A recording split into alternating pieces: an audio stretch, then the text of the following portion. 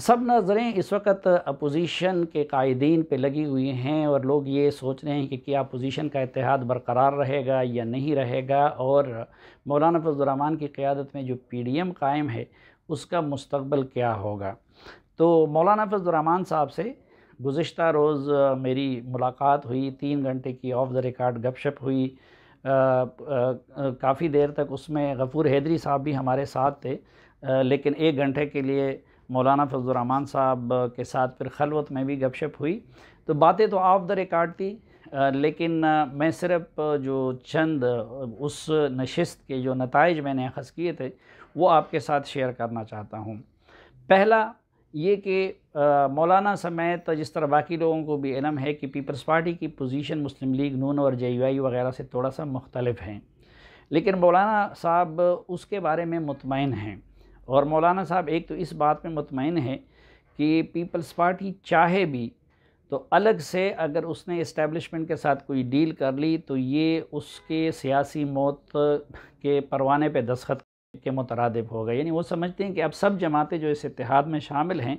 तो वो एक दूसरे के साथ लॉक हो गई हैं और पीपल्स पार्टी के लिए इनको डच करना अब मुमकिन नहीं होगा। दूसरा, मेरा ये ख़्याल था कि शायद दरमियान में ये जो महीना 1.5 का वक्फ़ा है उसके लिए PDM के पास कोई मंसूबा नहीं है, लेकिन मौलाना साहब के साथ गुफ्तगू से ये अंदाज़ा हुआ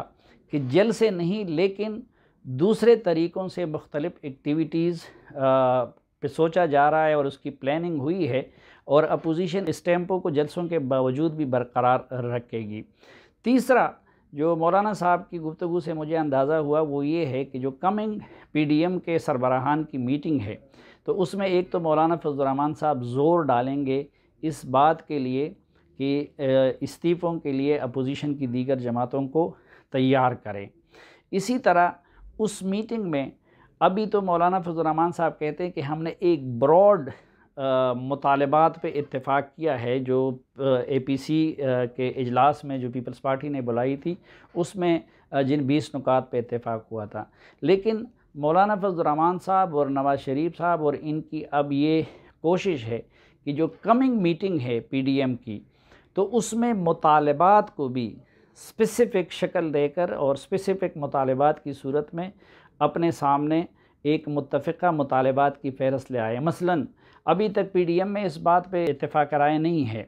जो पीपल्स पार्टी है उसकी ख्वाहिश है कि असम्बलियाँ ना टूटें, दोबारा फ़ौरन री-इलेक्शन ना हो। पीपल्स पार्टी की प्रायोरिटी इन हाउस चेंज नज़र आता है क्योंकि सिंध उसकी मजबूरी और कमज़ोरी है और री-इलेक्शन के लिए पीपल्स पार्टी उस कदर तैयार नहीं है जिस तरह की मुस्लिम लीग नून या मौलाना फजल रहमान या दीगर कौम परस्त जमातें नज़र आती हैं।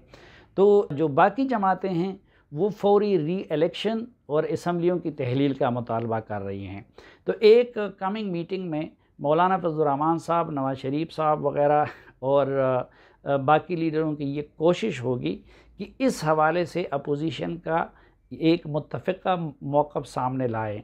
कि री-इलेक्शन या कि इन हाउस चेंज या फिर और कुछ। दूसरा, मौलाना फजल रहमान साहब की ये कोशिश होगी कि अगले मीटिंग में सब जमातों से ये यकीन दहानी और गारंटी ली जाए कि इस्टेब्लिशमेंट के साथ कोई इंडिविजुअल सतह पे राब्ता नहीं करेगा और जो कुछ भी होगा तो वो पूरे PDM की तरफ से हो, अगर मुज़ाकरात हों या कि फिर कोई मुतवक्की डील या फिर अंडरस्टैंडिंग हो। एक और चीज़ जो मौलाना साहब की गुफ्तगू से मुझे महसूस हुई वो ये थी कि अगरचे उनका लहजा नवाज़ शरीफ साहब की तरह सख्त नहीं है, लेकिन शिकवा और शिकायत इस्टेब्लिशमेंट से मौलाना फजल रहमान साहब को नवाज़ शरीफ से भी ज़्यादा है। क्योंकि नवाज़ शरीफ साहब ने तो हुकूमत की थी और नवाज़ शरीफ साहब ने भी कुछ गलत इक़दामात उठाए थे या उन्होंने मिसहैंडलिंग की थी। तो मौलाना साहब कहते हैं कि मैंने तो ऐसा कोई जुर्म नहीं किया था, लेकिन मौलाना साहब भी ये समझते हैं कि उनको बार बार सज़ा दी गई बावजूद इसके कि उन्होंने इस रियासत की खातिर और इस मुल्क की खातिर ख़ुदकुश हमलों का सामना किया, TTP के आगे ढाल बने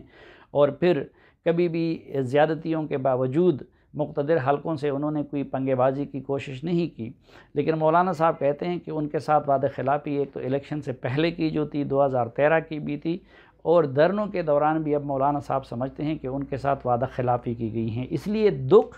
और गुस्सा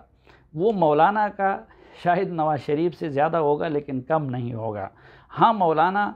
उस एक्सट्रीम तक नहीं जाना चाहते ज़ाती तौर पर, या वो लहजा इस्तेमाल नहीं करना चाहते जो कि मियां नवाज़ शरीफ साहब ने किया है।